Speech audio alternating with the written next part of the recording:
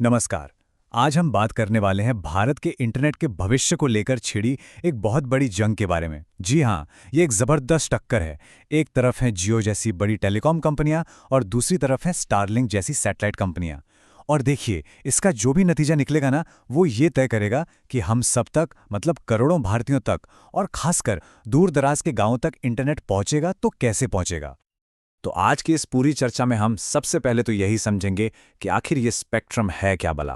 फिर देखेंगे कि इस पर ये दो गुट क्यों बने हुए हैं, सरकार के सामने क्या मुश्किलें हैं, और हाँ, सबसे ज़रूरी कि आगे होने क्या वाला है।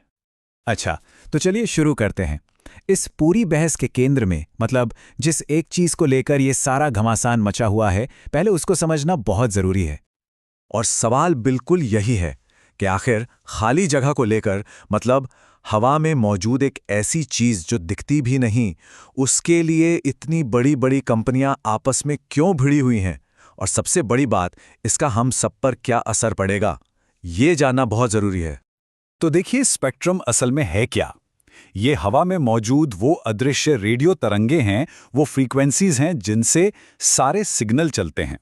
चाहे वो रेडियो हो, हमारा मोबाइल डेटा हो, या फिर सैटेलाइट कम्युनिकेशन, सब कुछ इसी पर निर्भर करता है। और एक बात, ये एक कुदरती संसाधन तो है, पर ये अनलिमिटेड नहीं है, ये सीमित है।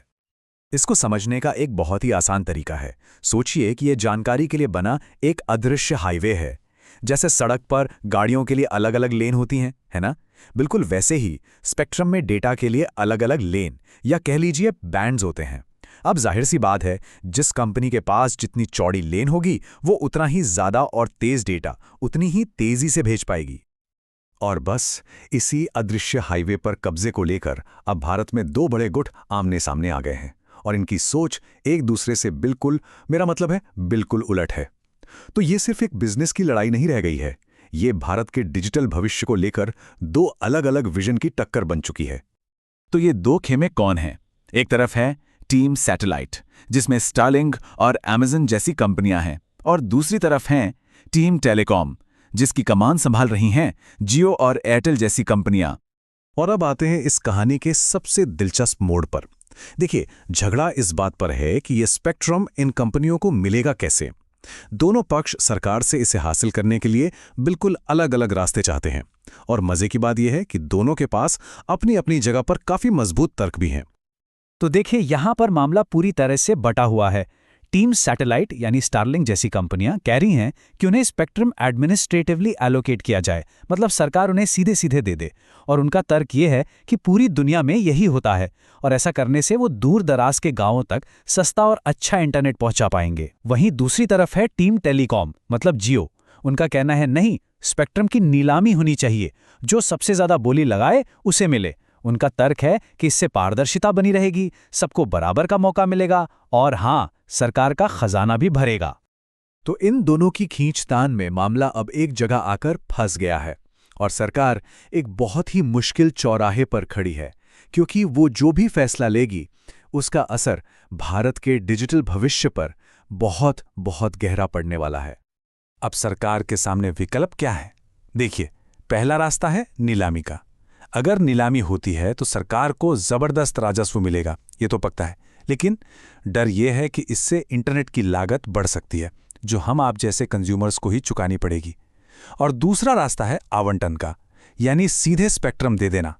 इससे सैटेलाइट इंटरनेट की शुरुआत तो जल्दी हो जाएगी, लेकिन टेलीकॉम कंपनियां इसे एक अनफेयर एडवांटेज मानेंगी और कहेंगी कि ये तो हमारे साथ नाइंसाफी है।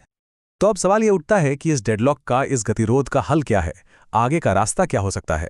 चलिए इस पर एक नजर डालते हैं। देखिए, यहां कुछ संभावनाएं दिख रही हैं। एक तो ये कि शायद कोई हाइब्रिड मॉडल अपनाया जाए, मतलब नीलामी और आवंटन का कोई मिला जुला बीच का रास्ता निकाला जाए। इसमें जो हमारी telecom regulatory authority of India है, यानी TRI, उसकी सिफारिशें बहुत ही ज़्यादा मायने रखेंगी, और अंत में सरकार का आखिरी फैसला ही ये तय करेगा कि ये जो जानकारी का अदृश्य हाईवे है, ये किसे मिलेगा, कैसे मिलेगा और किन शर्तों पर मिलेगा। तो आखिर में हम फिर से उसी बड़े सवाल पर आ जाते हैं, नीलामी या आवंटन, या फिर इन दोनों के बीच का कोई तीसरा रास्ता? भारत कौन सा रास्ता चुनेगा? एक ऐसा रास्ता जो सिर्फ देश का खजाना ही ना भरे, बल्कि देश के हर नागरिक तक इंटरनेट पहुंचाने के बड़े सपने को भी पूरा करे। अब जो भी फैसला होगा वही भारत की आने वाली डिजिटल कहानी की इबारत लिखेगा।